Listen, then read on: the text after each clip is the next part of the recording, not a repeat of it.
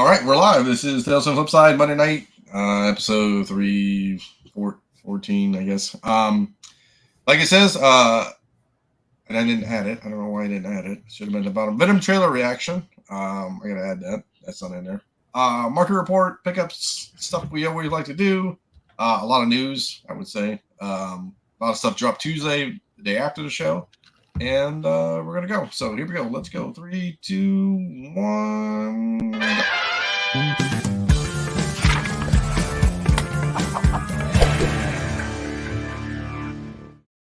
Let me go to my little list here. I thought I put the... I did it for the thumbnail. No. I can fix it. So, while we're doing that, let me do this real quick.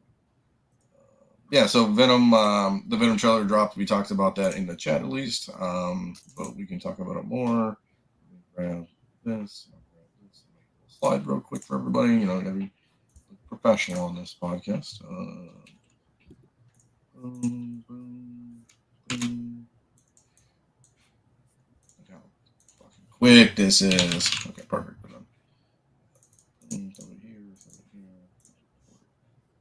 Perfect. Okay. Do this. Okay. Now I can add it to the old. Technical difficulties today. You know, I got. Yeah, I'm just trying. Try not to cry. No. Okay. So here we go. Just in, I guess, numeric order because nothing's really too crazy. 300 TV series in early development at Warner Brothers Television. So it goes to Zack Snyder, right? Yeah. I don't know that I need it redone. I mean, it was good. It was definitely, it's funny thinking about 300 and that moment in history because, I mean, it was everywhere. Like, that was the most spoofed, referenced thing of the time. Yes. I don't know. I mean, if there's some more story to tell there, I mean, there was a sequel that nobody watched that had what's her name? That's like the Game of Thrones lady. No, actually, it wasn't a Game of Thrones lady. It was Oh, she was in the first one. Oh, yeah. Yeah, she was the queen in the first one. But they could recast it. Yeah, it was no, it was a different person. It was a different character focused on. Ava Green. Yeah, Ava Green. Yep. So she was like the villainess of Rise of an Empire. God, I don't remember this movie. Yeah, I didn't watch it, I guess. 2014? I mean, I don't know. Is there more to tell of the story? Is there a better way to tell it? I mean, you could draw it out more. I mean, you could definitely tell more of the story of the actual lead up to the battle. You could tell the story of the war after. What channel's doing it? That's a good question. Like, truthfully, if it's not like Stars or Cinemax doing like a Rome or Spartacus or whatever it was. What was that other one? The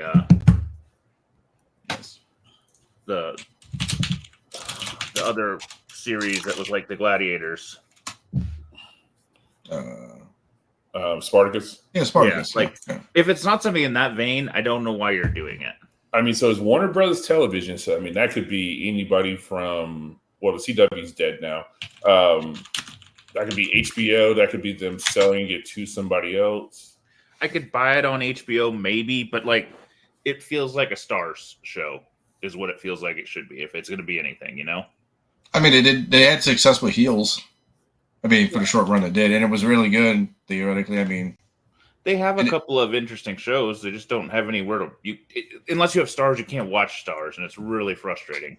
Yeah, I mean, that's what ultimately did in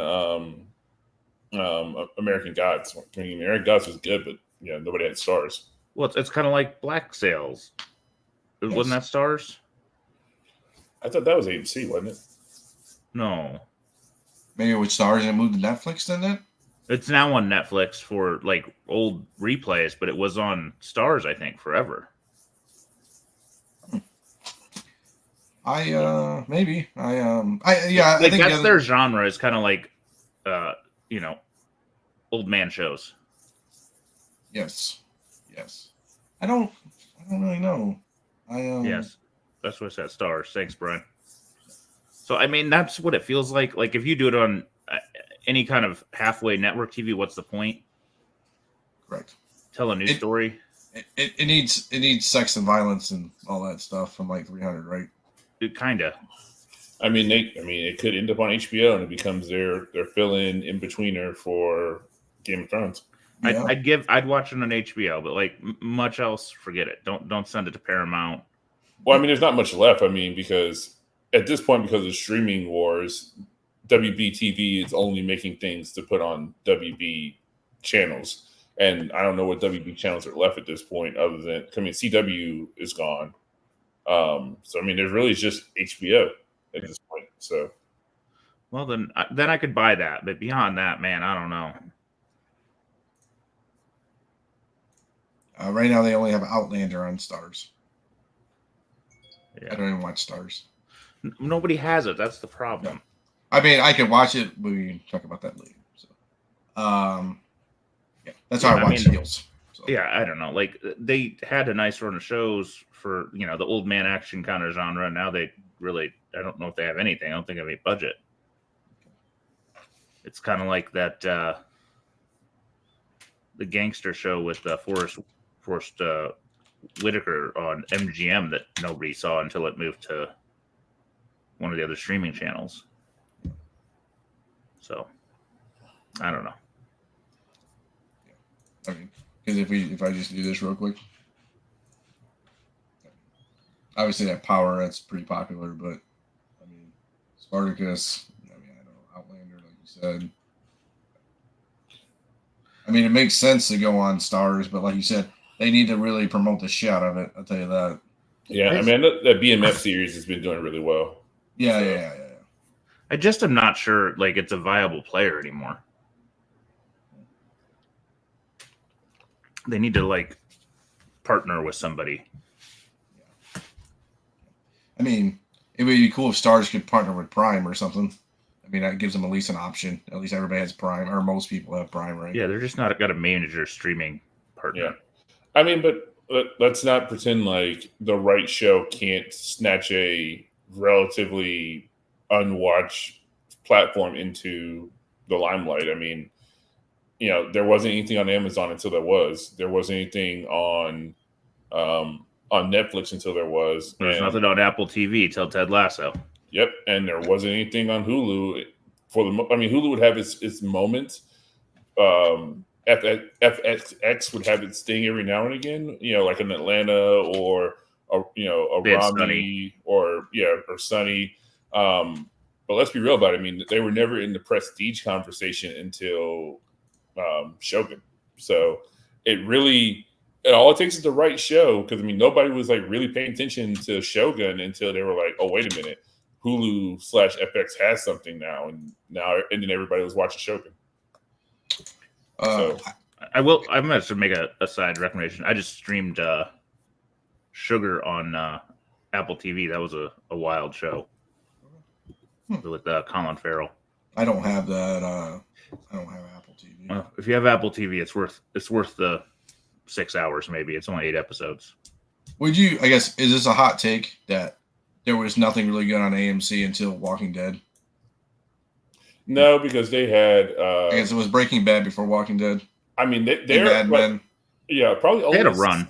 Yeah, I mean, probably only second to HBO. Like they're the other. If you're talking prestige television, it's really a conversation between HBO and AMC. Like during those days. Yeah. But yeah, I mean, Mad Men and Breaking Bad were the quintessential ones, and then Walking Dead, coming in behind it. This really ridiculous photo of Clint Powell. So Captain America, he is talking about Captain America again. Captain Planet. Sorry, he's talking about Captain. It's the same thing. No, I'm sorry. Captain Planet. He's talking about Captain Planet again while he's filming his movie. Him and Leonardo DiCaprio, who's I don't know, he's an EP or guy with the money, is because he's so climate conscious and stuff. They're talking about doing the Captain Planet real movie. So he's said it's not off the shelf. It's just if it gets made, it's going to get made kind of thing. So hopes for me and my original art back there. Yeah. I mean, I'll still keep it even if the fucking movie never happens. So. Yeah, that's funny. So. Wait too much longer. Anybody that remembers is going to be dead. I mean, that's the thing, though. But Glenn Powell is such a big deal right now, honestly, that anything that he touches at least will get like up at least a glance. Like Somebody's going to sniff it. Yeah, like you'll at least pay attention. I mean, for Christ's sakes, that what you call it, the modern day, the remake of Much Ado About Nothing, in the Anyone But You, like that was a quite terrible movie, and everybody watched it because of the two of them. Oh, yeah. Sorry, my cat was meowing. So if I don't shut this door, I have another door, like a dual door. So if I shut my main door, he can like walk around and come in free. Oh, that's never comes down here. He comes here on Carter's show. Me and Carter have cat YouTube. Cat time. Yeah, people love it. I saw this in our Facebook groups at first. I don't know when it was reported. I just want to kind of put people on alert. I think this was the New York Times was running this, maybe. But basically, widow had her husband's rare comic book collection stolen, robbing son of his father's legacy. And I'm trying to bring it up here. Stolen.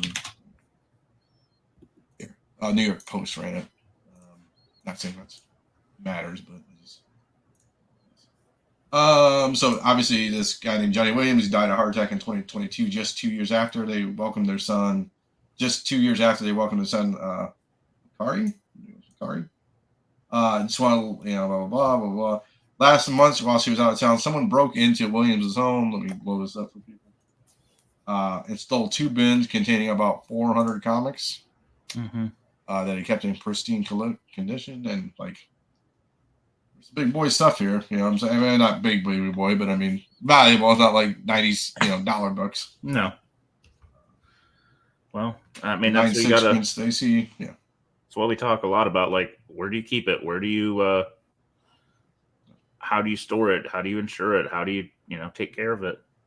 Yeah, I mean, anything that you deem to be an investment or has some monetary value to it, like, put forth the effort, spend the money, like have insurance on it. I mean, I'm going through it right now, on the classic car side, trying to document everything and get, proper appraisals. Like it's a headache, but it's honestly, if something happens, you're going to be much happier that you had it, and you're going to forget about the time you invested in getting everything set up in the first place. Exactly. I mean, I've been thinking about buying another safe, but I mean, I'm pretty secure down here. But as I say that now, I mean, I put in a safe a few years ago. It like I used to panic every time we went on vacation. Yeah. So I bought a safe. I feel much better about it. I got it insured. You just got to detail it. Be real meticulous in what you're keeping and know what you have. And I know some people even do lock boxes at the bank. So the one thing about the lockbox though is you got to make sure that you look at the fine print on those things, because lockboxes are not covered necessarily in the same way that like actual money assets are inside of the bank. So like FDIC don't extend to your lockbox. Yeah. And you need to make sure that the bank like has very good record keeping and everything like that. I mean, we live in a digital age, so for the most part, there should be solid records in place and things like that. But there are stories out there of banks not having the best records, or honestly, like bank managers doing on the scrupulous side of things, where people would pass away. They wouldn't contact the next of kin that was listed on the account for those assets, and they would seize assets, because if your family doesn't know it's there's not good records in place, that stuff, just kind of disappears in the system. Yeah, and honestly, truthfully, most banks don't build them a lot anymore. They're not something they like to do. There's not as much money in it for them as other things. So I mean, to find one is not as easy as you'd like. I've researched it for a while, and then you got to be real careful that you know what's going on. All it takes is a remodel or a something weird to happen, and then all of a sudden, boom. Or if your spouse doesn't know or your family doesn't know, then again, it's gone. Oh, absolutely. Interesting. Yeah, I'm just looking like, I mean, what do you think? What do you think what do we run on a safe? You think, like, cost wise, a good safe? You just buy a gun safe and just. I bought a nice gun safe. It wasn't a giant one, but it holds, I don't know, easily held 40 to 50 slabs. And it was maybe, no, this was pre-COVID, I think, though, but it was like $300-400 at Tractor Supply Co. was of all places where I got it. But you can get them at Costco. Now, if you get a big boy like, one of the real big ones, that's going to cost you some money, but you can get a reasonable one. I know for my insurance, it's got to be more than, I think, 300 pounds empty to get you a discount, though. Like a little safe doesn't give. You might bring that down to the basement, man. Yeah. Side Ozzy story. I think I told you him and his daughter had streamed the entire Supernatural. Mm-hmm. He's been trying to find another show for them to watch, and she just doesn't like anything. So they're starting over. Oh, wow. They're rewatching Supernatural? Again. Dude. Somebody's got a crush. Me and my girl started watching it months ago, got to the point of a certain character's death, and legitimately on the episode that he died, like, we stopped watching for about 2 or 3 months. Like, I was just like, I'm cooked at this point. And it's like, I know that, like, we're at the point where it really starts to, like, go off the rails for those, like, the second half of the series, because the original creator was only around. I only had planned out the first 5 seasons. And so I was like, this is starting to feel like work. It's funny. Kripke is the boys too, right? Yeah, I believe so. Yeah. Yeah, and there's a lot of crap going around because he had said it's a 5-season show, and now he's like, well, maybe we'll do more. Dude, that's actually been a conversation that a lot of podcasts have been talking about with the return of the boys coming. Is they're going to need to do something soon, like, and by something they mean like either. Like they're basically like they need to kill Homelander. Like they need to kill Homelander, because you cannot have every season be like, oh man, we got to stop Homelander. Homelander's like, you know what, I got to kill the boys. We're all in the same fucking room together. Yeah. Nobody does shit. New side villain. The issue's been resolved and nothing status quo has really changed in the series. It's like we can't have another 2 seasons of that. Something needs to happen. That's why I thought it was interesting bringing in Soldier Boy and some of those people that you like. Okay, they could take over some of this mantle. You gotta have somebody build up somebody to take place, though. Yeah. Maybe that's Gen V. Maybe. Wait, just very, very quickly, we talked about this a little bit, at least in the chat. So obviously, a lot of people grew up with Dinner and a Movie. This is not American Pie 25. This is the revamp of Dinner and a Movie, coming on TBS, I believe. So Dinner and a Movie, from your nostalgia fame of, what was it, Chris? Late 90s, early 2000s? I don't even know how old it was. It ran from like the mid 90s to, I think, 2011, I think. Oh, Jesus. Dinner and Movie was on for a minute. Here, I'll get you an exact number in a second. But yeah, it was on for a while. Yeah, so 1995 to 2011. Wow. And the last one was last week. I don't know what the actual... I don't Aquaman. know. Was it? Oh, got it. Hey, that's your show. That's your wife's show there, Z. I should have told her to watch. Yeah, I still haven't watched the second one. Yep, so Jason Biggs and his wife, Jenny Molin, have decided.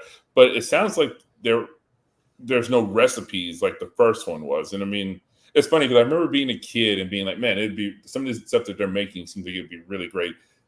My mom was not that type of cook, so I mean, she thought she could cook, never followed the recipe, kind of just wing the same like 7 dishes, Yeah, so but like as an adult, I'm very much so like, oh, let me find recipes, let me make things, or whatever. So like dinner and a movie, if they revisit the whole, here's a recipe that we're gonna make along with the movie, I definitely would be on board for that.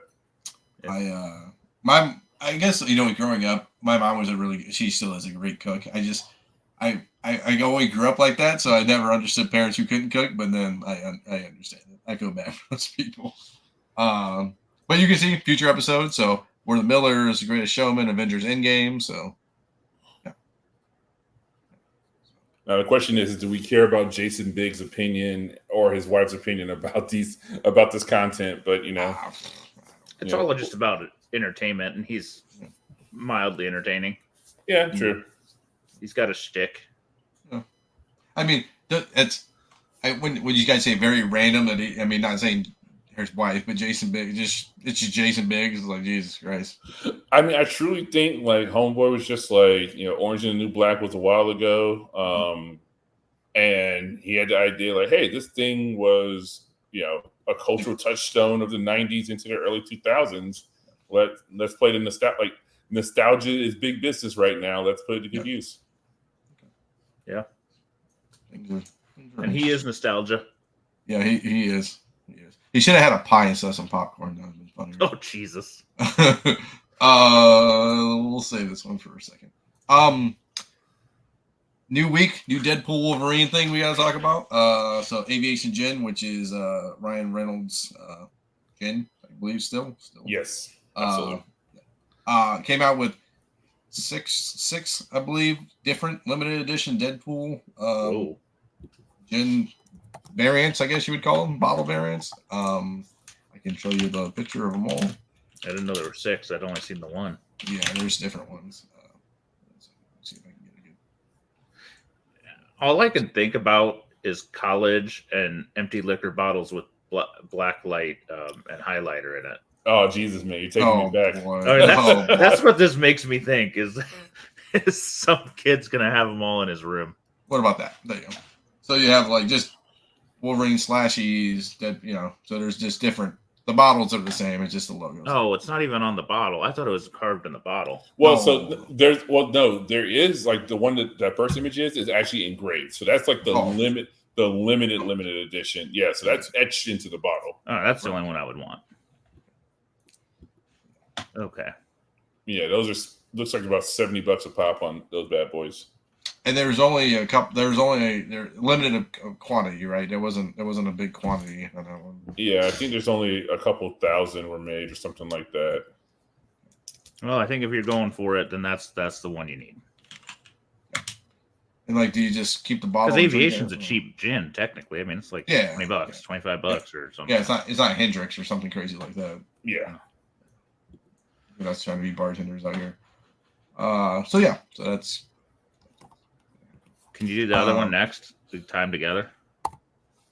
Well, here before we segue off of this, though, is that it's funny because I know there are probably people out there, because this is one of the comments that I made immediately when we posted this. When I posted it was, I was like, there are people who are absolutely going to have a problem with this, but like this is a rated R movie that even if it's under Disney, is still a rated R movie. Yeah, and has not tried to masquerade itself as anything other than adult content that kids will undoubtedly either sneak their way into or parents will not be paying attention.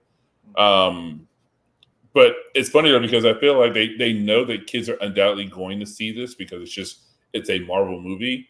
So they're playing both sides of the fence. They are absolutely doing the whole alcohol tie-in thing, because Ryan Reynolds probably strong-armed them into doing so. He's getting a nice quarterly bump on the numbers. Oh yeah, absolutely. I mean, he's getting back in. He's an executive producer. Like, he's definitely going to allow me to promote my gin, because that's happened in almost every single movie he's done for like the last 5 years. And the only other alcohol tie-in I remember seeing in Marvel was the Heineken Ant-Man tie-in that we had. What was that, last year? But yeah, I mean, this is just one of those things where it's like, if you can make money on both ends, if you can get the toy sales and whatever else is undoubtedly going to come off of, Deadpool and Wolverine, you can also get a couple, licensing rights out there. Yeah. I mean, we probably won't see anything as we saw. Like, I was recently watching an episode 1 anniversary thing where they were talking about like the blitzkrieg that was, and it would just be. I would just love to see that happen again one day. Like, us to see like just a all fronts, like every way we can market this thing to you, we're going to market it to you type of blitzkrieg again. So. I also don't think that Deadpool's going to get nearly as much on the toys and things like that. I mean, sure there are toys, but it's not like it was on all that Marvel stuff. Yeah, where you had like the Lego tie-in, the Lego movie Imagine game X, tie-in. Lego. They already did Fortnite, so I mean everything. Yeah. Now there's just a lot less of the. I mean, there's probably a Lego. There always is a Lego. There's just not like a million toys like it was. Speaking of the tie-ins, here we go. This will be the Wolverine popcorn. I'm just gonna put my gin bottle in the Wolverine mouth and call it a day. I mean, that's not a bad idea. So, yeah, there's another image where you can see the side of it, and it's like a black bucket that's got designed by Deadpool, like written in like basic crayon on the side of it. Yeah. I got it right here. Are these collectible? Do people like go after them? Yes, and they go for big money on the secondary market if you missed out on one. Like, yeah, like if you missed out on, let's say the Transformers one or Fast and Furious, or I think the one for the most recent Ghostbusters movie was actually pretty cool. It was a trap. So yeah, I mean, like there are people who collect these things, and if you miss out on one, it could be hundreds of dollars in the secondary market to get your hands on one. Wild. What do they cost when you go get them? That's a good question. Are they like $20-$30? I think they're more than that. Depending on the design, they're definitely up there. Okay. Because like the Ant-Man helmet one was, I think, on the more expensive side. The Doom 2 bucket costs $24.99. Yeah. Okay. I don't know what's the I mean, yeah, we've had everything from a Miles like helmet bucket. We've had there's a Garfield one for the most recent Garfield movie. Thor's hammer for Love and Thunder. Yeah, the Frozen Empire like trap. Are these tied to one theater? They're all AMC. Maybe that's why I never go to AMC anymore. is that some stuff like that. I'm an AMC faithful Stubbs member. Also, they're one of my customers, so I'm always down to support them. So my kids will only want to go to freaking Flicks, so they're spoiled. Oh, you boys! Hold on, let me show you what we're dealing with here. Okay. Oh, okay. I guess it's. So I don't remember this. This is way back in the day for us. Waterford Cinema, boys. MJR's finest. So, oh man. They actually redid this. It used to be like, oh god, it was like some plain white building, but yeah, MJR inside of it. So. My kids are like, go to the regular theater? Why would we do that? I know. Like maybe if we said they're the recliner theater, they'd think about it, but. Well, you guys like the Alamo Draft House over there. Okay. I prefer not to do the situation where people are like full on eating meals and shit because like that definitely ruins the experience of people clanging on plates and shit like that. Yeah, that's fair. It's like having a buffet at a strip club. It's fine. I get it. Definitely. Just say. There for the wings. Yeah, we've all been there. We all know people eating a big fucking steak, but it's okay. Those people are interesting. So okay. Hemsworth is in talks to star in Paramount's Transformers G.I. Joe crossover movie. Here comes our new Duke. Let's go. I mean, he looks like freaking Duke. He does look like Duke. Australian Duke. So yeah. Interesting. I mean, he was great. I mean, he was really the shining gem in Furiosa. I've never seen him in anything where he wasn't good. Like, don't get me wrong. Like, he's been in stuff where it hasn't been a good movie, but he has never been bad in anything I've ever seen him in. What are your thoughts on Furiosa? Was it good?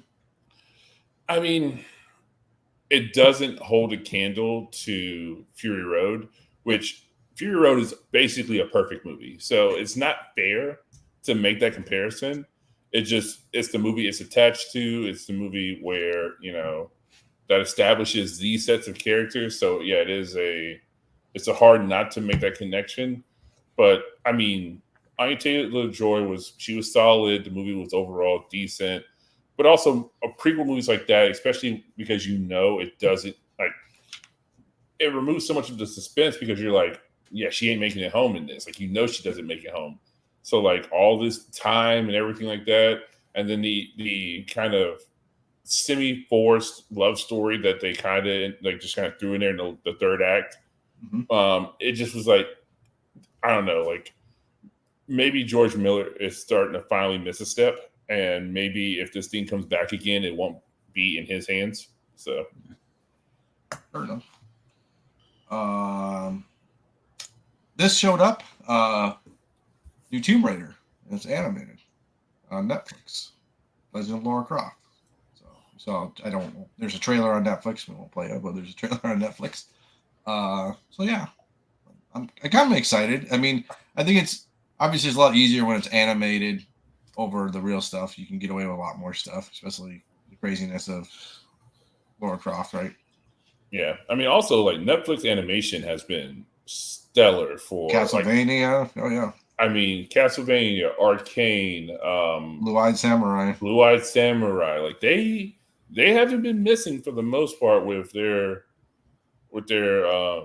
adaptations or their animated stuff as of late. So, I mean, that was a title that once seemingly belonged to DC Animated, but they kind of shit the bed on that one. I think they also realize it's semi-affordable content they can make.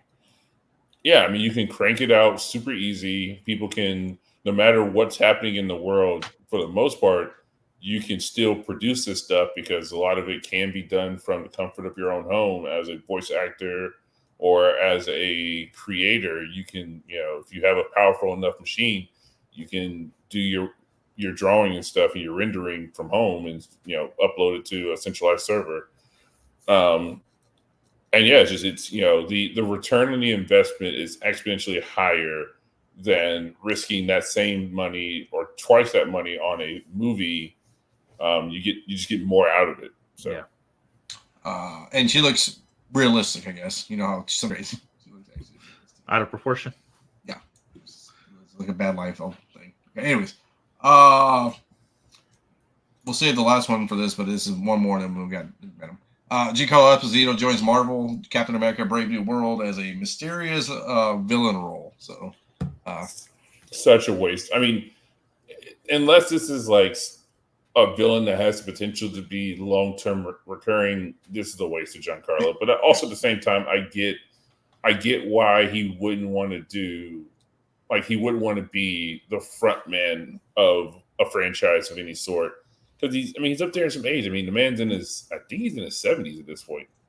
Yeah, we were talking, me and the illustrious lawyer were talking, we're like, wouldn't he be cool as Doom? But he's 66. Yeah, so I mean, he's up there, and I mean, so he's not trying to do a bunch of action and shit. He's not, I just think if maybe they had grabbed him 20 years ago for something, it would be a different story. But yeah, I just think it's you're hard pressed to have him. What do we think he's playing? I mean, at this point, if he's in Captain America, does it really even matter? No, not really. No, I'm curious. Oh, I mean, there's been rumors of Nick Fury's brother. There's been rumors of. I mean, there was rumors of Professor X. There was rumors of Magneto at one point when the conversation first came out that he was having talks with Marvel to play something. It was everything from Magneto to Xavier, to everything in between. I'm sorry, 1 second. But yeah,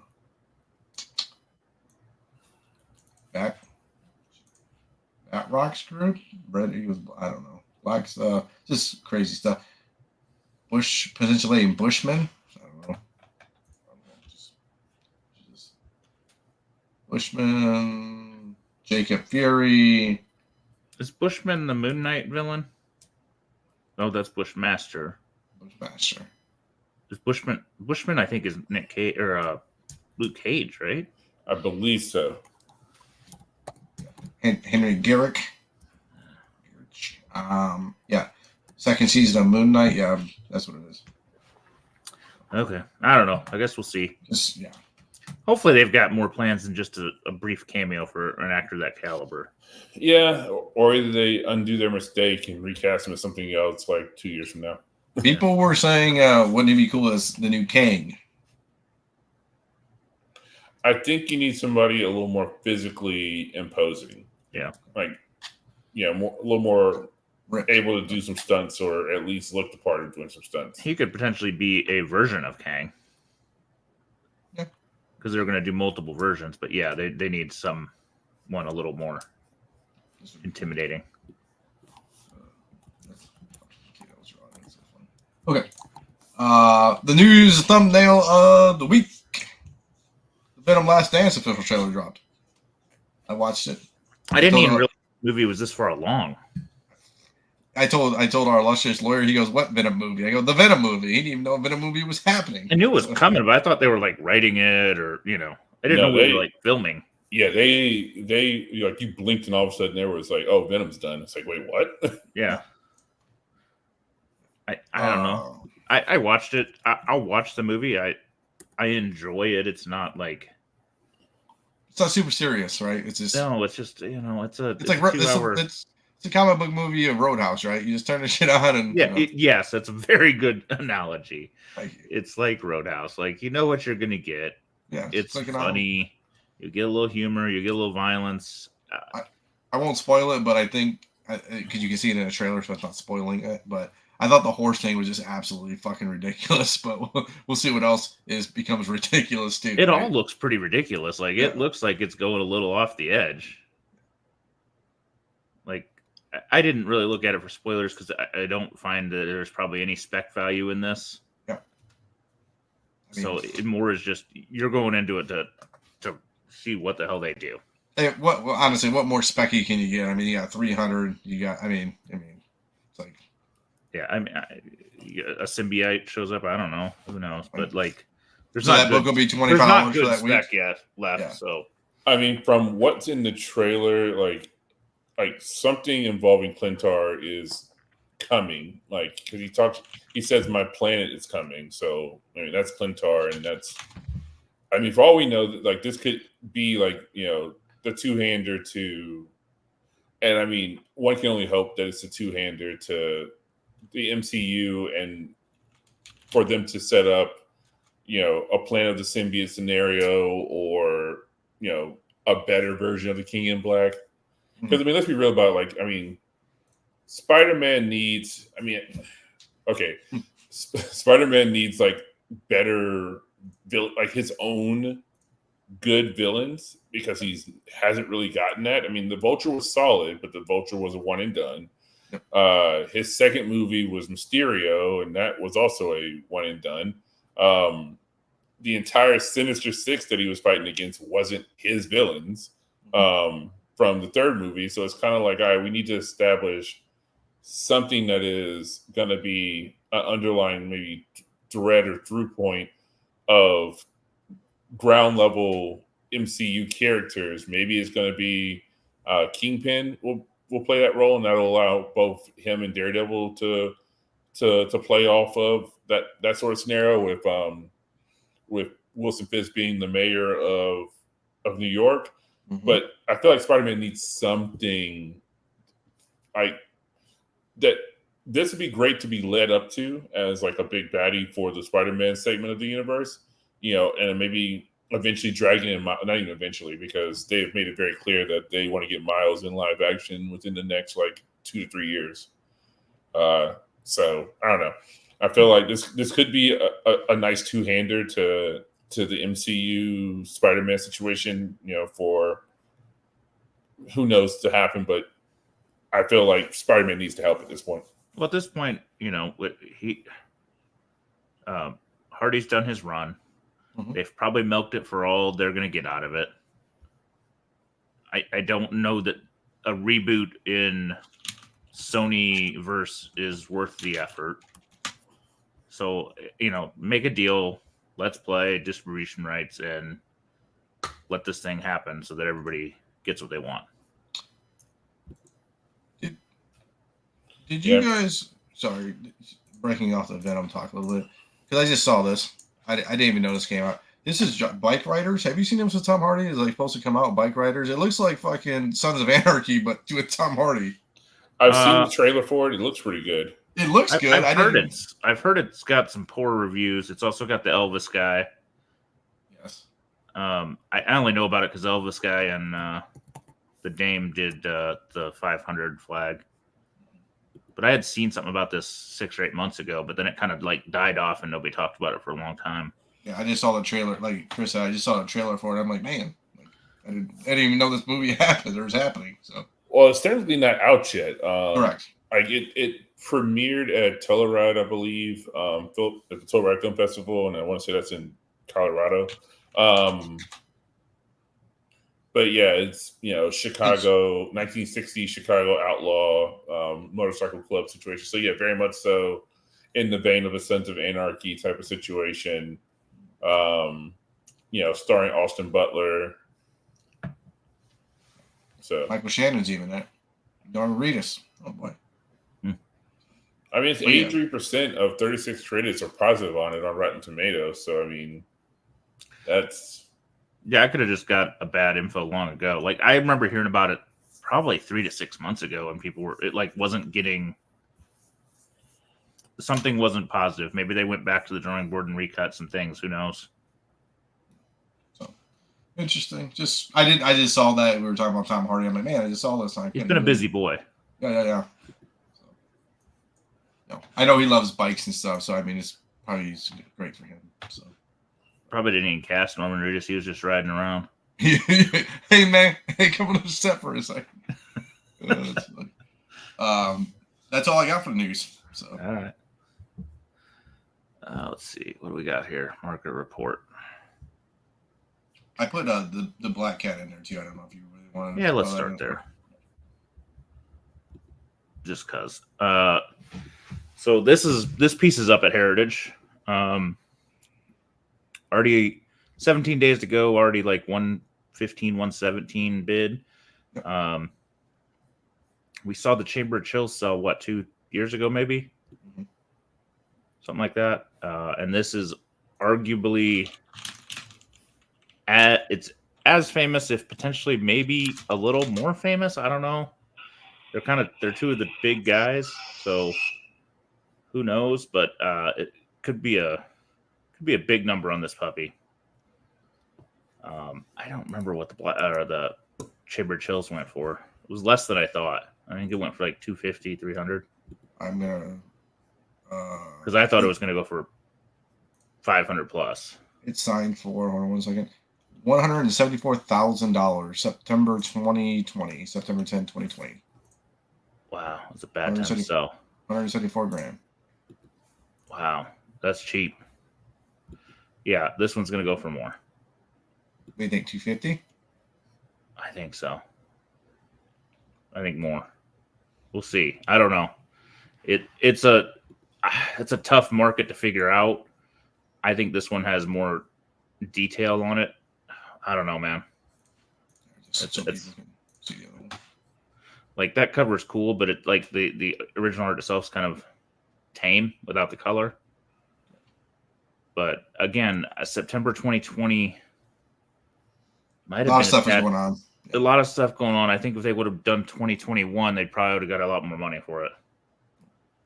But who knows? Because the art market and the comic market they're related, but not the same, and they don't always tie together. And I think there's, I say, fewer people when you're shrinking it out at the end of the day. You know what I'm saying? Like I said, Dinesh collects comic art. A lot of people we know, high profile people collect comic art, but it's not an everyman game at the end of the day. No. So I'd have to sell a house to buy some of these pieces. Second mortgage my goddamn house for this thing. Yeah. So, okay. All right. I saw a lot of Canadian price variants and newsstands this week, so I don't know. You got a lot of them just because. I just found it impressive that the newsstand of 361 was so cheap. I mean, the standard's going down in the 300 range, 250 range now, but man, this is cheap for the newsstand. So, because this one was pushing $1,000, I think.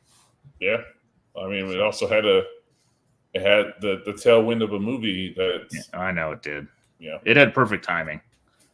That movie and this book were the epicenter of shit getting crazy. So, Blip 1, the Mario Brother one. I just hate this book, but people love it. I get it. It's got historical value, but man, it is ugly in a slab. But congrats to somebody. Also, like, another movie coming. Yes. Yeah. Maybe. This was from our friend Four Color. I don't even know what this is, but it's a 1924 Halloween cover with the Boogie Book suggestions for Halloween party games decor. I don't even have a clue what it is, but he sent it to me, and I figured I'd show it. It is a unique cover, and I understand why he was watching it. Yeah, $378, man. That's something. Yeah. Ebon. We've talked about this book a few times. This is a pretty dang high grade copy. $22.50 basically. Nice. Wow. Tough book too, I gotta imagine. Black cover, independent. I mean, I don't even imagine. I've never seen one in person, so I can't speculate beyond that, but I can't imagine it's easy to find it looking good. G.I. Joe's still holding pretty strong. I mean, this one crosses 1,000 threshold, but it's really seems to be holding up better than the Transformers and a lot of the other TV kind of based cartoon books that we had seen. So not exactly sure why, but it is seeming to have a better market than most. This one's for you, Dino. Hockey Comics, no number, Canadian edition. Man, why you got to show this off to people so now I can't find it? No. I didn't even know what this is. I didn't know there was either. a hockey book. I think it's a Canadian book in general. It says Canadian edition. I think it might be a Canadian white. $2,000, man. Wow. Yeah. I mean, so for you hockey heads, there's something wild for you. What year is this? Oh, go back to that one. What year was that? Doesn't even say. Doesn't say, but it looks to me be like 40s. Interesting. You probably find the label on eBay. I didn't cap it. That's good. I'll take care If of you're gonna get a Red Hulk cover, man, why not this one? Wizard World Red Hulk, Turner. Very few people do the Hulk as good as Turner did. So this honestly feels like a real good deal. No date, Z. Oh, cool. Yeah, it feels to me like it's the 40s. Yeah, it looks like it to me too. Early 40s, mid 40s, maybe. Yeah, I don't know. This book feels like a great freaking book. There's the Green Hulk and the Red Hulk version. One of the best images of the Hulk, I think. More Hulk. Near Mint Midas, at least they graded it potentially realistically. But $200 raw. Still don't see this one come up very often. This was I almost stopped the report, and then I just stumbled upon this one. I thought, I don't know that this is a book I've ever really looked for nor really checked into, but a 9.8 for $2,000 for first Red Tornado. Kind of one of those pseudo obscure characters that you really got to get into. I mean, I've seen some animated love in the Justice League show, and I want to say we saw him in some of the DC animation, but maybe I'm making that up. No, we have. Yeah. Was it Justice League? Was he the most recent one? Yeah, I know it was Justice League. I think it was the one from not the recent one. I think it was the one from the 2000s or whatever. Well, it was definitely in there, but was he in the movie with the Mazo or something? I feel like I just saw him somewhere. Yeah, he was definitely, I think, in the movie with Mazo. I mean, he's been in Young Justice. Oh, yeah, he was definitely in Young Justice. Thank you. Yeah, Brave and the Bold, Justice League Unlimited. I mean, pretty much, he actually gets a lot of love, surprisingly, of to be as obscure of a character as he is. Yeah. So, like I said, I just thought it was a unique book that I probably won't see sell very often. So, go with that. This book still surprises the shit out of me that it's so expensive. I don't really get it. I mean, we technically got as close to it as we're going to get in the last season. Mm-hmm. So I can't imagine it's a rare book. I mean, not as rare as some of the other ones. I mean, to the census, let's see what it says. I think it could be rare in the census because nobody's graded it. But I don't think it was a rare, like, it's not like Image first 6 issues rare.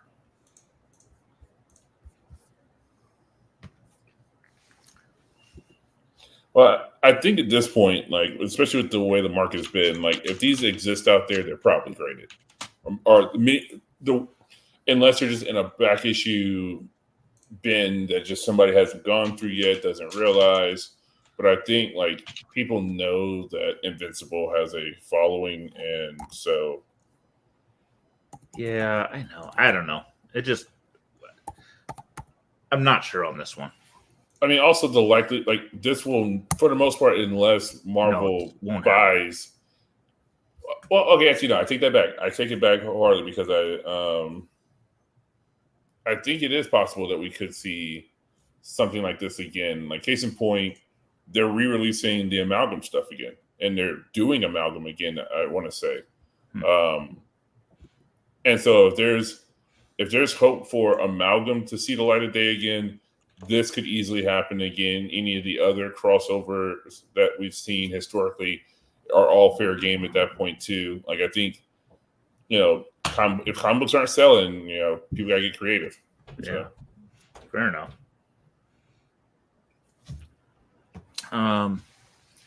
This is one of those books that I grabbed a few and just kind of sat on it. 9/8's an impressive one. It's a tough black book.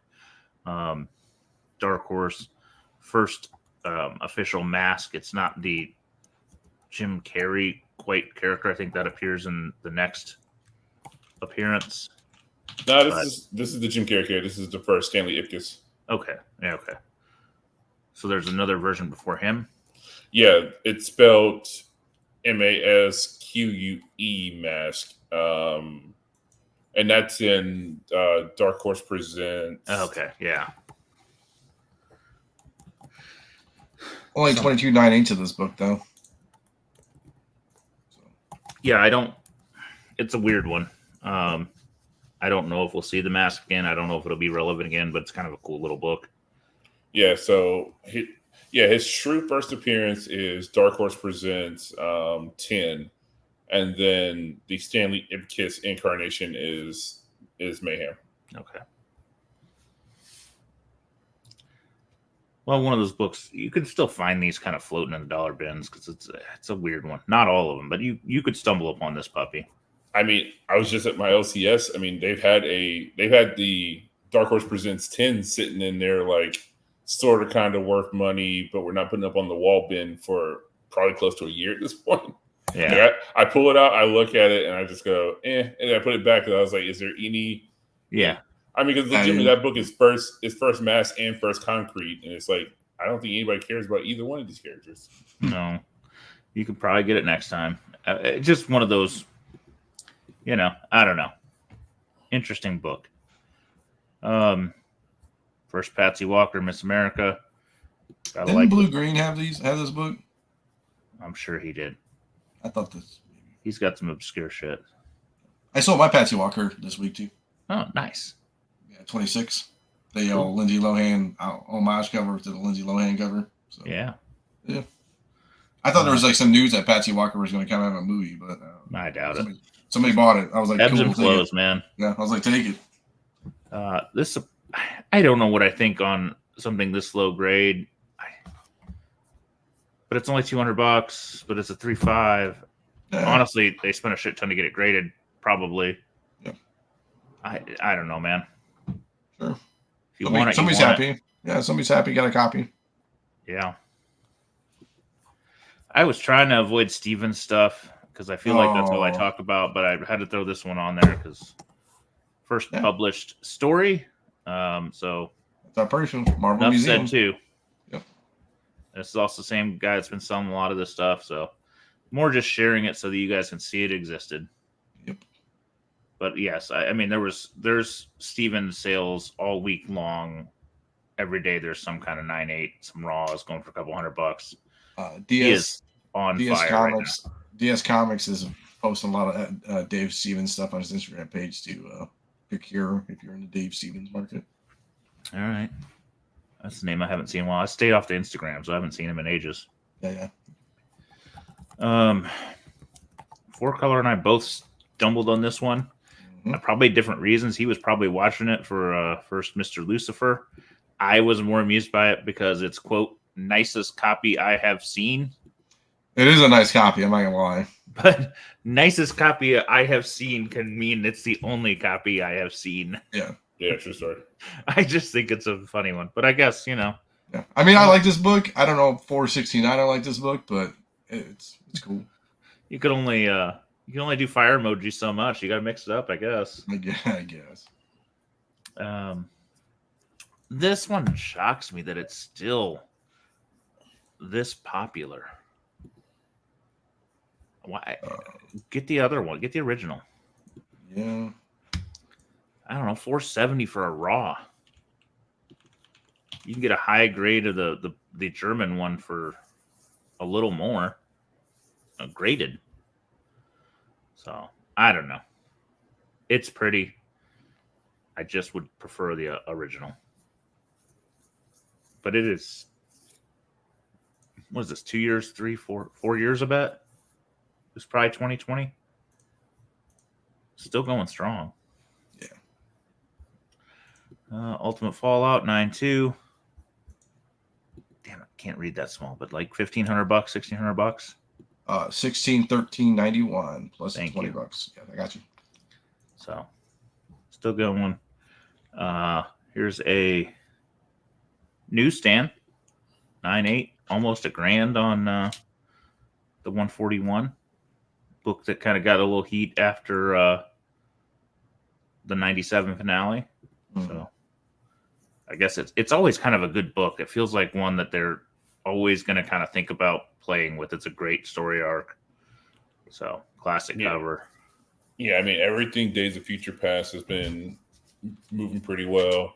I mean, X-Men in general. I mean, stuff that you would struggle to make your money back on is moving for decent money right now. In this, that 80s to early 90s Claremont stuff is doing pretty well right now. There were several 9.8 newsstands of various X-Men, Wolverine kind of classic covers and keys going. I just picked this one. I mean, there was definitely a lot of Sabretooth and Wolverine ones. There's just a lot of newsstands this week. So somebody maybe had a stash and hit good. Figured it's time to cash out.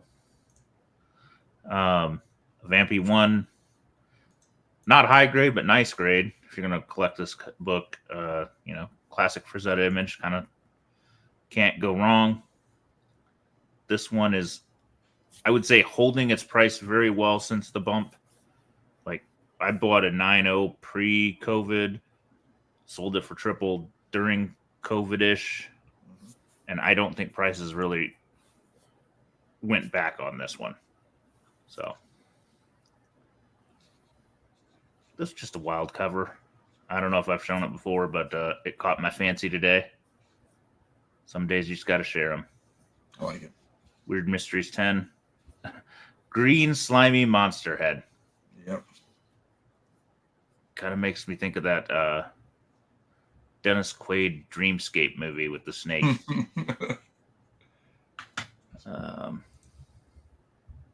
Some point I almost bought, there was some kind of Dreamscape photo art from like Italy I saw online, like poster art, but the Italy edition. And I almost bought it, and I lost last minute because I was like, I love that movie. I would just freaking put that in my wall, and I failed. One more.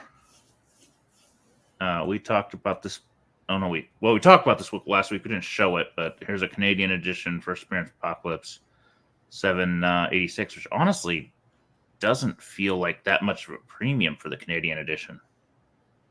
I want to say we said the standard was still selling for like $500. Yeah.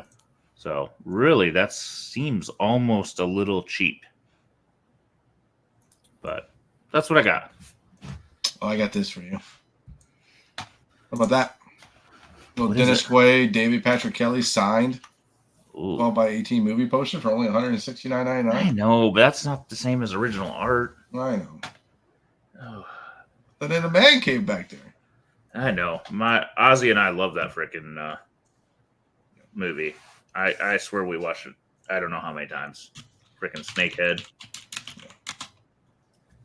I don't have any pickups, but I do have an amusing story.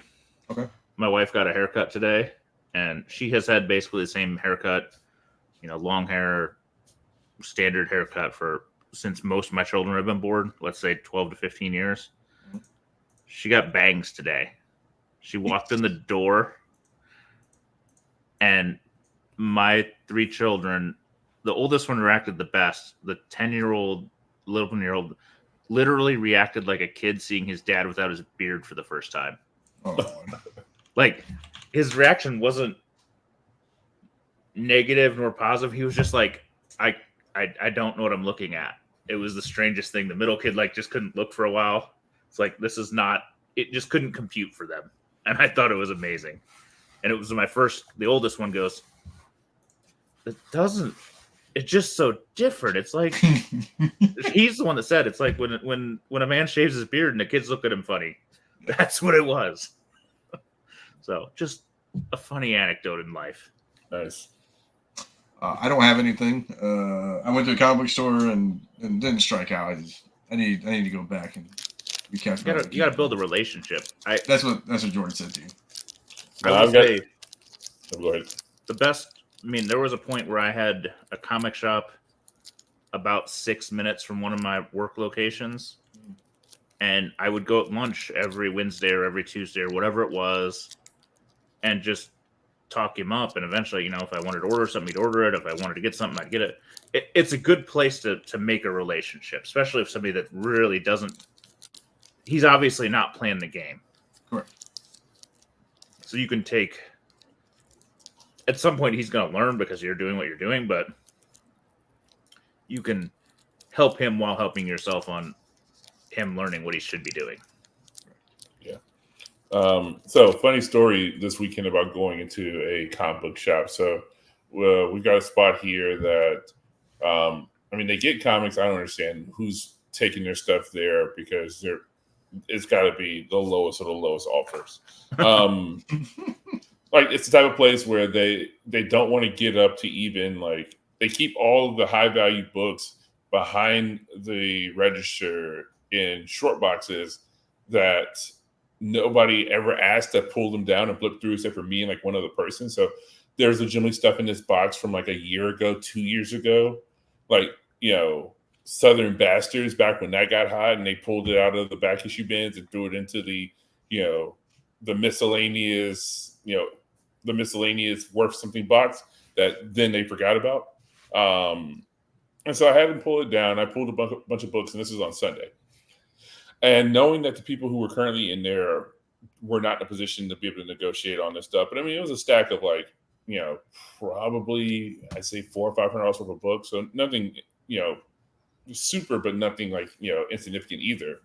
And so they're like, oh, well, the comic book guy, the guy who does all the comic book intake and pricing and stuff like that, won't be back until Tuesday. All right, cool. The store manager will be back on Sunday. So So I was in there on Saturday. Store manager is going to be there on Sunday. Perfect. I'll come back on Sunday. Because I know the store manager, I've been going to this place long enough to know that the store manager used to do the comic book ordering, used to do all that stuff. I come in an hour or so, 2 hours after they open. He's kind of flying solo, but I was like, hey, I pulled some stuff yesterday. I wanted to talk to you about it. And he kind of said something, and it didn't click at that moment. But what he basically said was, basically telling me that he couldn't couldn't, like, he's not the comic book guy, so he couldn't do anything price wise on the comics. I'm like, but you're the store manager. Like you should be able to do everything that anybody under you can do because you're the store manager. And I get if this was like the owner who was super detached from the day-to-day operation of the store, that's a different story. But you're the store manager and you're there. And at one point you didn't allow this person to do comic book, like, pricing. You didn't allow this person to do anything other than put them on the shelf and sell them. So all of a sudden now because again, if it was a situation of you just don't want to negotiate on the books, then you probably should have just said that. But instead being like, oh, well, the comic book guy didn't come in until Tuesday. I'm just like, what, huh? What is this? And I thought I was like, losing my mind. I go to my buddy's LCS and I mentioned this story of it happening. And he was like, that just seems completely absurd. Like, for the store manager to not be able to, like, because it's not like he was missing any of the information necessary to make a determination. It's like, you have the books, they're already priced. When you got them in because you guys put the date that you price things on the label so that it makes it easier for them to know, like, how long something's been there. But at the same time, it allows me to be able to negotiate easier because I know the book's been sitting there for like 2 years. So you got all the information you need to make a determination of, can you knock 15 to 20% off of this stack or not? Yeah. And for you to deflect and be like, oh, I'm not the comic book guy. He comes in on Tuesday. I'm just like, what type of shit is you're the guy responsible for the profit. Yeah, I'm like, what type of shit is that? And also, like this place doesn't do numbers. So like somebody coming in there and spending $500 would have made that would have made the nut for the entire day. Like, realistically, that would have been all they needed to make profit wise for the entire day. And now I'm at the point where I'm like, do I even bother going back? I mean, don't get me wrong, with stuff that I kind of want, but out of principle, I'm just like, the fact that I've got to come back now, like, I'm going to be leaving town to go on a work trip first thing in the morning tomorrow, and I don't get back till Thursday. And so it just delays me getting my hands on this shit. I'm like, do I want to waste my time going back over to that side of town just because you were being, let's be real about it. I spent more on gas than the 20% I could have got. Yeah, it's like you're just being lazy at this point. Like, it's bad customer experience, right? It's a terrible customer experience. Well, yeah, I get it. Yeah, it's nuts. I mean, I have shops I know don't negotiate. Okay, cool. That's your policy. I acknowledge that, and I move on, and I'll either feel good and not. And but if you do negotiate, then you shouldn't have only one person that can do it, especially if it's not the manager. Yeah. I understand if it's the Yahoo that works on Saturday. Okay. Yeah, exactly. Like, but this felt like deflection because they will negotiate. Like, I mean, they typically. It's funny because they didn't until I walked in there. I was like, I'm buying this $800 worth of stuff, and this $800 worth of stuff will stay here if we don't come to a number that makes sense. Yeah. So, like, oh, now we can. Because the same thing happened when I was down in South Carolina, when I was in Savannah. The guy that started out with the conversation, price, I don't negotiate. And then once I had a stack of $2,000 worth of books, I was like, okay, I get that. This is $2,000 worth of books. And again, so does that change the situation? Oh, well, maybe we could do something. Yeah. I was like, so like the conversation changes when it's like, oh, I'm not trying to nickel and dime you on like a $10 book here. It's like, I'm trying to leave with a substantial amount of stuff. Meet me somewhere in the middle. Also, I know that you didn't pay even a third of what's on the price of the book because I know what you offer people. Like on comics, you're on a comic that's worth $50, they might give you $5 in store credit, mind you. Oh boy. Yeah, I mean, it's just be consistent in your policies. Like, don't go to half price books and think you're going to negotiate. You're not. Which is funny because I actually did the other day. I do too. I pulled a book. I pulled a first M'Baku out of their like lockbox section. I looked at it and I was like, "There's definitely where somebody like was doing something on top of the book and cut through it partially with an X-Acto knife. It wasn't like the cover's still attached, but they definitely cut through like the first 3 pages. And the book was listed at $55. And I was like, hey, so was this damage taken into consideration when the book was priced? They're like, well, it probably was, but it's also been here for a while. So let me look up and see what the prices are now. And so they marked it down. He's like, well, how does 45 sound? I looked at it. I was like, $45 for a first M'Baku first man ape. I was like, you're still a little high, so I'll pass. But yeah, I was able to get them to knock $10 off the price by being like, I've done You have to get a I've done lucky both. day, I think. There, Yeah, I did both ways. It's the person you have to go and see. That's what it is. It's like it's one person, but we don't negotiate, and you get the right person. You're like, oh yeah, we definitely can do something. So it's just I mean, at a shop, I just the other thing is when the owner / manager is lazy, it's frustrating to me. I'm like, this is your job. Oh man, it is, and that's one of the issues with this place. Like, I'm not going to just straight up name them and badmouth them, but like, dude, like once, like that person has been working probably their entire adult life as the manager or an employee of that location, and is comfortably probably in his mid 50s at this point. Somebody, the guy who's the comic book guy, his dad was the manager of the location and just retired in like his 70s or 80s. Yeah. Like, but it's like it's a bad stereotype of this is the place that you like. If you want that lazy comic book shops, used bookstore experience, this is the place that you go to work. And if you had a work ethic, it will probably be gone a couple weeks into working there because you realize that nobody else is trying either. Like, dude, there was one time where I walked through there after, the management had kind of changed hands a little bit and the old guy had retired. And I was walking through and I was in there like, the back area where like just the overstock of comics is. And somebody legitimately, first off, allowing somebody to come in there because there's a Papa John's next door. And I mean, I'm giving details that's probably going to give it away to anybody who knows the Atlanta area. But there's a Papa John's next door, and so a lot of time people who work there will order food from the Papa John's, and they'll be sitting at the register, basically at the table at the front when you walk in, just eating.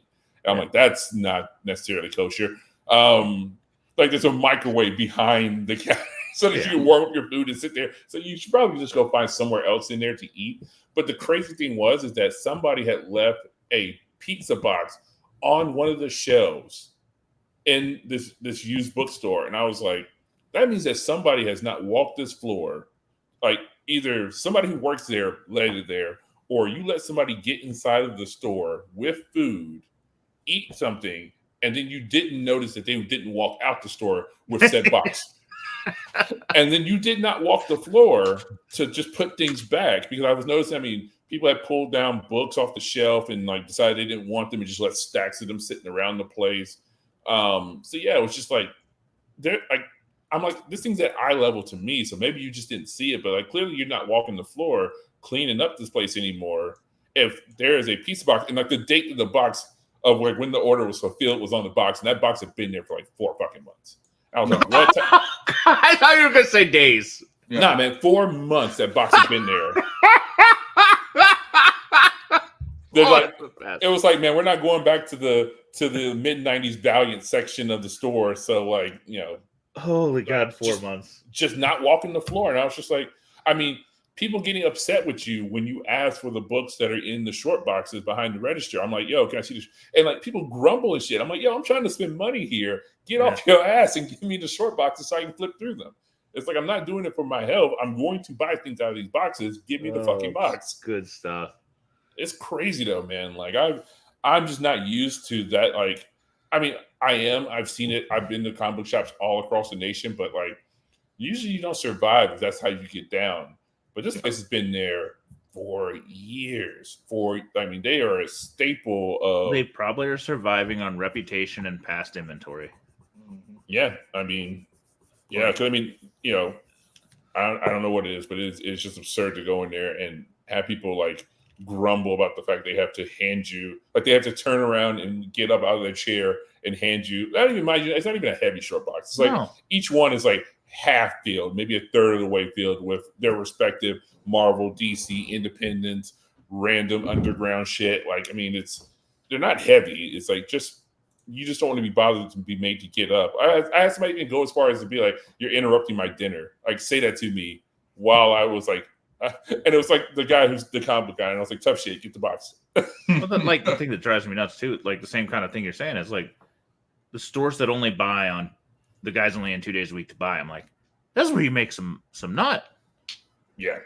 On the buy, and you don't want to buy.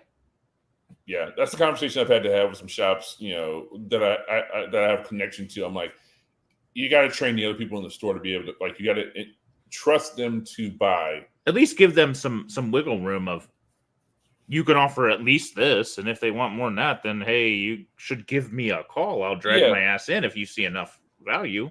Yeah, like come like oh well, the person who normally does the buying isn't here today, but it shouldn't be a situation of like I've been on travels before in random towns and been like, oh, let me bring some decent books with me. Like when I was like doing my cross country travels and I was in Chicago, and it was like a lot of shops I called were like, oh well, can you come in 2 days from now? Because that's when the person who can do the buying will be. And I'm like, I've got an X-Men 1, multiple Hulk 181s. Like, I mean, these aren't small books. I got big books, man, and I'm here. Like, I'm in town for only a day or so. So, could they come in? I was like, here are the books. Take pictures of them. Send them to that person. Mhm. I think if they care, they will come in. And more times than not, I was just operating with stuff that they it was during the time. I mean, they damn sure didn't have the money to spend on that stuff. It's really what it boiled down to. Well, that's different. But to me, like when your standing policy is the buyer's here 2 days a week, I'm like, that's the dumbest business policy ever. Yeah, I've had things suddenly pivot where it was like, oh, the buyer's not here because people are giving that usual boilerplate response because they're used to people bringing in like 90s fodder, and so they were like, oh, this person probably has a bunch of bullshit. Oh, the comic book person will be here once a week, and I was like, I've got some worthwhile stuff, and like I was home or we were in town for Thanksgiving. And they took some pictures, and I got a call back within 30 minutes from like I had left the shop.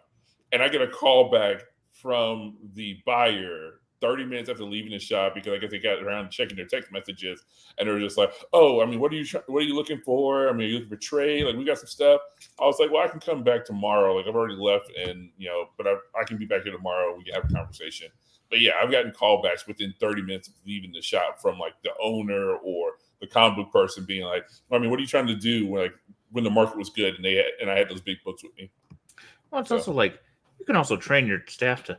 You can offer this a short box and this a long box as a baseline, and if you can't really make a mistake at that price.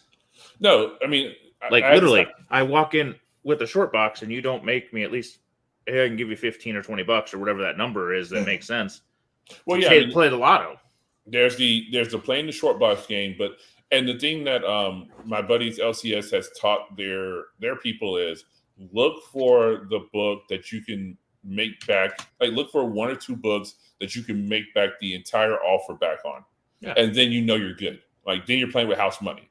So like if somebody brings in a loan box and there's like, oh, there's a Secret Wars 8 in there. Oh, there's a 252 in there. Like you see the books and you do the quick dirty math. You're like, all right, that's about $200 worth of books right there. So I can offer them, XYZ amount of money for the long box or for the whole haul. And I'm guaranteed to be able to make my profit back if the rest of the stuff just goes into the quarter bin and a dollar bin. And I also think, like, even if you're a registered jockey at a comic shop, you probably work at a comic shop because you have some interest in comics and know something about them.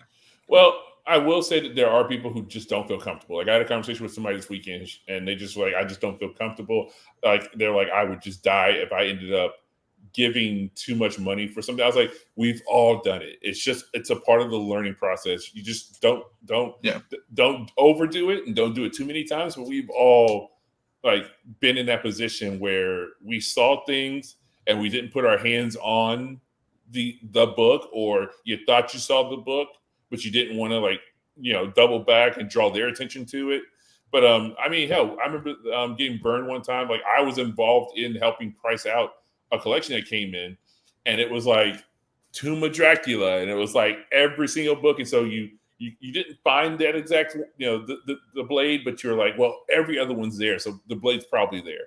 And then you're like, oh, there's a Secret Wars run, but you don't necessarily see the 8 and like stuff like that where. And then you go back and or they had like peppered in 1 or 2 of the keys, but had taken many of the other ones out and sold them elsewhere. So they tricked you with, not having put hands on all of them. And you assume that, this person had runs, and you're like, of course that book is in there because they got all the ones before and all the ones after it, that book has to be in there. And so, yeah, I've gotten burned like that before. And I was like, hey, lesson learned. You got to put hands on the book. Like, if you think it's in there, find it. Make sure that you are like, and be transparent, being like, I am buying this for these books, but I will give you this for everything. and make it clear to the person so everybody understands what's happening here. Because again, trying to play that game of not wanting to readily identify the keys because you don't want to tip somebody off on the value ends up, you get burned in the process too because you didn't put your hands on it. Exactly. So nice. That's it. Tuesday, tomorrow, me and Mr. Carter will be doing tales on Flipside Tuesdays, the best restaurant business in the world. Says tomorrow. Then we're back on Monday. So that's all we got so far. We appreciate it. We'll talk to everybody later, and we'll see everybody. So